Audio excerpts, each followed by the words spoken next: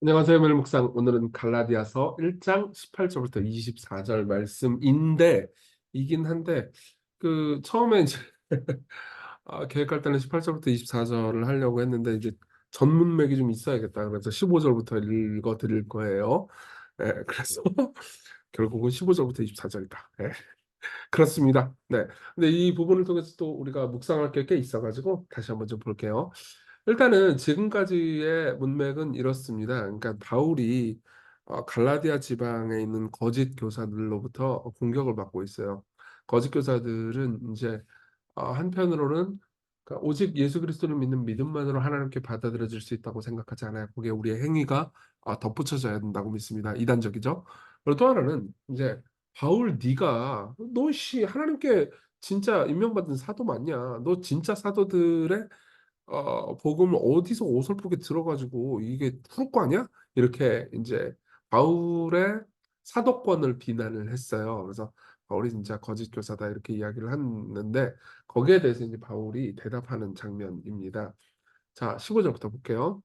그러나 내 어머니의 태로부터 나를 택정하시고 그의 은혜로 나를 부르시니가 그의 아들을 이방에 전하기 위하여 그를 내 속에 나타나시기를 기뻐하셨을 때 내가 곧 혈육과 의논하지 아니하고, 그러니까 15절 16절 중반부까지는 이렇게 얘기하는 거예요. 하나님께서 나를 택하셨다. 나를 택하신 이유는 그의 아들을 이방에 전하기 위해서 택하셨다. 그러니까 예수님을 전하기 위해서 택하셨다는 거죠. 왜 예수님을 전하기 위해서 바울을 택하셨을까요? 어, 바울은 예수님을 반대하는 사람이었는데요. 반대하는 사람을 택하심으로써 이 하나님께서 어떻게 아들을 높일 수 있을까요? 아들이 반대자, 원수, 자신을 박해하는 자를 위해서 죽임을 당하셨다는 것을 이후의 삶을 통해서도 입증하시는 거죠. 그러니까 하나님께서 예를 들면은 착하고 말 잘 듣고 왠지 말씀 잘 듣고 귀를 기울이는 사람만 이 구원하신다. 그러면 여전히 사람들은 은혜로 구원을 받는 게 아니고 우리의 착한 마음으로 구원받는 거 아닌가라고 오해할 수도 있을 거예요. 그렇지만 이런 박해자, 예수님을 거절하고 예수님께 반역했던 사람을 하나님께서 구원하셨다면요. 와, 구원은 정말 순전한 은혜로 이루어지는 거구나라는 걸 다시 한번 좀 확인할 수 있겠죠. 그러니까 바울은 그런 이야기를 해주는 겁니다. 근데 그렇게 이제 바울이 회심을 했을 때 바울이 다른 혈육과 의논을 한 게 아니고 또 나보다 먼저 사도된 자들을 만나려고 예루살렘으로 간 것도 아니고 아라비아로 갔다가 다시 다메섹으로 돌아간노라. 그러니까 다른 성경과 더불어서 보면은 이제 이 아라비아에서 한 3년 정도 있었던 것 같아요. 정확히는 우리가 이제 학자들마다 조금 더 의견은 가릅니다. 근데 18절에 보면 그 후 3년 만에 내가 개발을 방문하려고 예루살렘에 올라가서 그와 함께 15일을 머무는 동안 주의 형제 야고보 외에 다른 사도들을 보지 못했다 이렇게 말합니다. 자, 이게 타임라인을 좀 얘기를 해줄게요. 회심을 했어요. 회심을 하고 그 사이에 어떤 기간, 얼마나 기간이 있었는지 학자들마다 좀 의견을 다르지만 어느 정도의 기간이 있었고 그때 사도들을 만난 적이 없습니다. 그리고 바로 아라비아로 갑니다. 거기서 무슨 일이 있었는지 우리는 알지 못하지만 거기서 하나님의 은혜로 예수님을 만나서 복음을 따로 배웠을 거라고 학자들은 추정을 해요. 그래서 3년 동안 사도들 만난 적 없어요.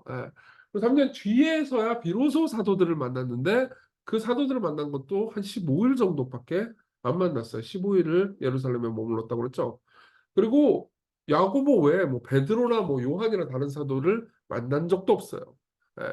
그러니까 사도들로부터 배운 게 아니죠. 예. 그러니까 거짓 교사들은 아예 사도들이 전한 복음 어디서 주워 들어가지고 이게 후루꾸야 후루꾸 이런 식으로 이야기를 했는데 사도들로부터 배운 적이 있을 수가 없죠.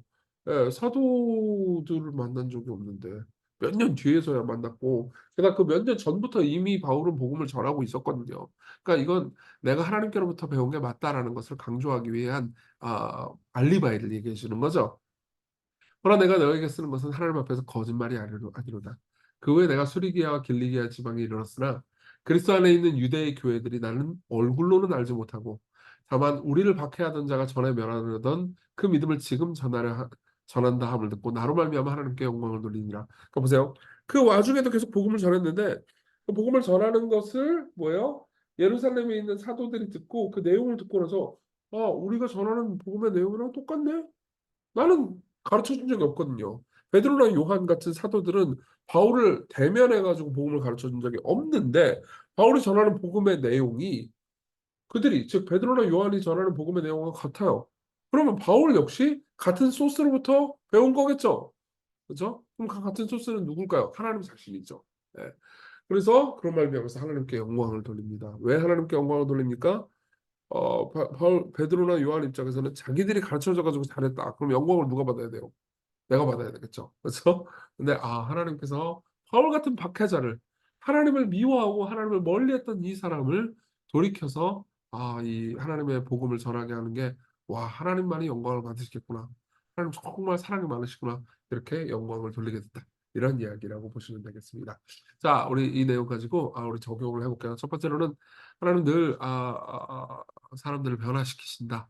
아, 그분이 악을 사용해서 선으로 바꾸신다. 이걸 한번 묵상해 봅시다.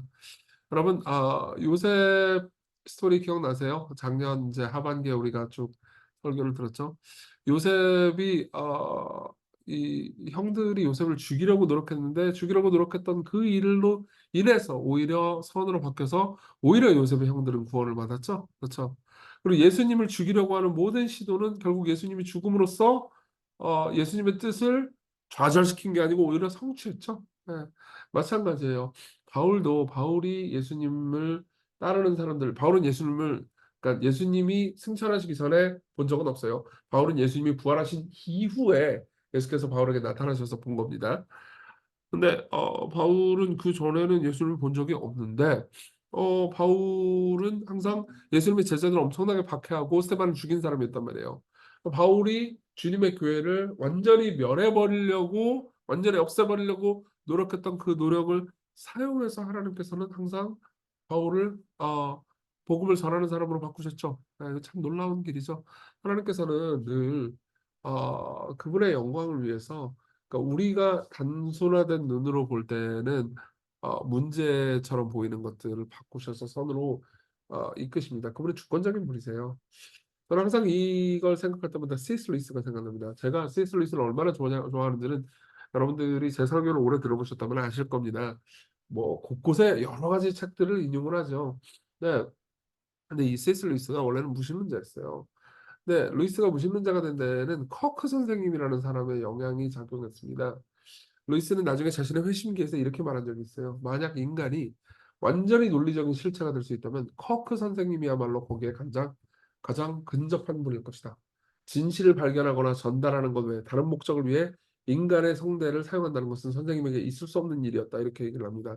그러니까 커크 선생님과 대화를 나누면서, 그러니까 커크 입장에서는 조금이라도 비논리적인 말을 하잖아요. 루이스가. 그러면 막 가차없이 비판해가지고 완전한 논리적인 사고를 할 수 있도록 했대요.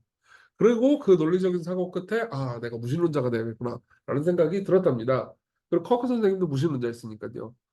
그러고 나서 어떻게 되느냐? 나는 수없이 넉다운, 커크 선생님한테 넉다운을 당한 후에야 방어법과 공격법 몇 가지를 터득하기 시작했고, 지적인 힘을 기르기 시작했다. 자화자찬 같지만 결국 나는 만만치 않은 스파링 파트너가 되었다. 나의 모호함을 오랫동안 지적해온 선생님이 이제는 너무 세밀하게 말한다고 주의를 주는 영광스러운 날이 마침내 들어왔다. 예. 그러니까 루이스는 커크 패트릭의 지도 안에서 아주 정교하고 논리적인 사람이 되었죠. 그리고 아주 정교하고 논리적인 사람이 되어서 나중에 회심을 합니다. 오히려요. 예. 그래서 어떻게 된지 아십니까? 아주 정교하고 논리적인 지성을 사용해서 기독교를 변증하기 시작했고요. 수많은 책을 냈고 그중에 이제 순전한 기독교 같은 아주 유명한 책도 있습니다. 그래서 저도 그 책을 많이 읽고 변증법을 배우게 됐어요. 이게 커크 패트릭이 무신론자였고 루이스가 무신론을 선택하면서 하나님을 반역했던 일이 오히려 변해서 그 과정 중에서 커크 패트릭이 이루고 싶어하는 것을 바꾸셔서 하나님께서는 루이스를 변화시키셨죠. 예. 인생은 이렇게 굴러갑니다. 여러분들 당장 눈에 보이는 당장 눈에 보이는 나쁜 일이 꼭 나쁜 일이라고 생각하지 마십시오. 그분의 뜻은 더 거대합니다. 두 번째로는요, 복음의 목적을 좀 생각해 봅시다. 하나님께서는 왜 그분의 아들을 이방인이 전하기 위해서 바울을 택하셨습니까? 예. 왜 그랬을까요? 바울이 핍박자였기 때문이죠. 핍박자를 구원하실 때, 하나님은 그렇게 깊은 사랑을 가지신 분이라는 것이 그분의 영광이 드러납니다. 예. 그리스도께서는 칼에 찔리면서도 우리를 끌어안아 주세요. 예. 참, 그분이 바울에게 처음 나타내 주셨을 때, 뭐라고 말씀하셨는지 아시는 분이 계신지 모르겠는데요. 사도행전 9장 4절에 보면요. 바울에게 예수께서 나타나셨을 때 이렇게 말씀하십니다. 사울아 사울아 네가 어찌하여 나를 박해하느냐. 사울은 이제 바울의 히브리식 이름이에요. 네가 어찌하여 나를 박해하느냐. 예. 왜 너는 나를 박해하느냐. 바울은 예수님을 박해한 적이 없어요. 예수님의 교회를 박해했죠. 근데 예수님의 교회와 예수님은 하나였기 때문에 예수님의 교회를 박해하는 바울을 보면서 왜 나를 박해하느냐 이렇게 물어보십니다. 예. 예수께서는 바울에게 박해를 받으셨어요.